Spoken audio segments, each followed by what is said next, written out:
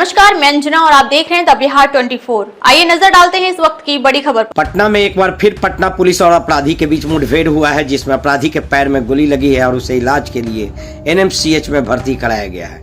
आपको बता दें कि पटना सिटी के बिस्कुमान गोलंबर के पास यह घटना रविवार को शाम में घटित हुई है, जहां बताया जा रहा है कि पटना सिटी का कुख्यात अपराधी विजय सहनी और पुलिस के बीच मुठभेड़ हुआ है, जिसमें विजय सहनी को गोली लगी है और उसे अस्पताल के लिए भर्ती कराया गया है।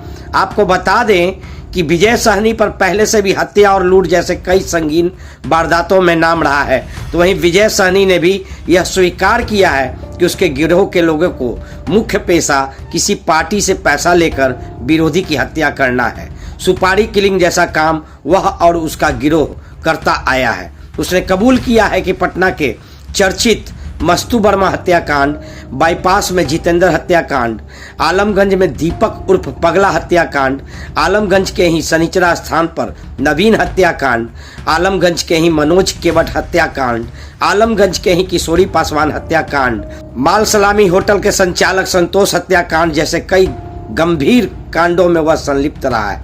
उसने यह कबूल किया है कि उड़ीसा बैंक डकैती 2025 में धनबाद बैंक डकैती भी उसमें भी उनकी संलिप्तता रही है।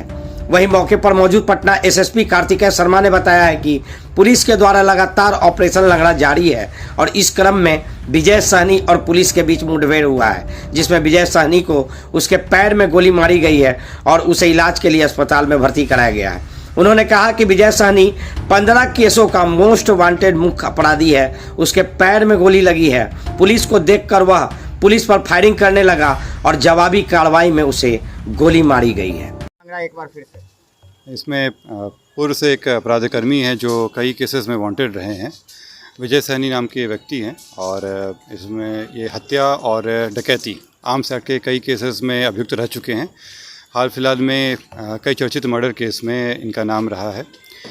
इनके बारे में हम लोग जानकारी मिल रही थी कि ये 2 बड़ी घटनाएं करने वाले हैं और उसी क्रम में सूचना संकलन किया जा रहा था।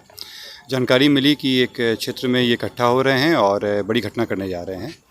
इसमें मालसलामी थाना और आलमगंज थाना की एक टीम बनाई गई और एसटीएफ का सहयोग लिया गया। सहयोग में करते हुए पता चला कि आशोचक रामकृष्ण नगर थाना क्षेत्र में ये हैं।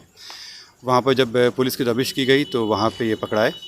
वहाँ से जब इनसे पूछताछ किया गया तो ये बताया कि कई हत्या के मामलों में ये अपनी संलिप्तता स्वीकार किए। इसके अलावा जो इसी साल जो होटल व्यवसायी संतोष हत्याकांड हुआ था उसमें भी अपनी संलिप्तता स्वीकार किए।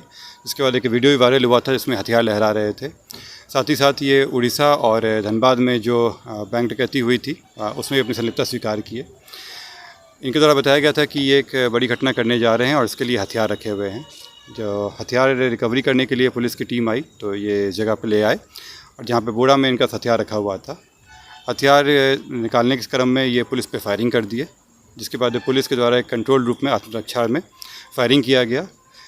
इसमें इनको पैर में 2 गोली लगी है। गोली लगने के तुरंत बाद इनको उपचार हेतु एनएमसीएच ले जाया गया, जहाँ इनका उपचार चल रहा है। कितने पिस्टल बरामद हुई है सर? 2 बरामद हुई है। एक तो इसमें इनके द्वारा फायरिंग किया गया और एक जो बोरा में था उसी में जो अभी एफएसएल के द्वारा निकाला गया है। फायरिंग कितनी गोली करी गई? इनके द्वारा 1 फायरिंग की गई है, पुलिस के द्वारा 2 फायरिंग की गई है।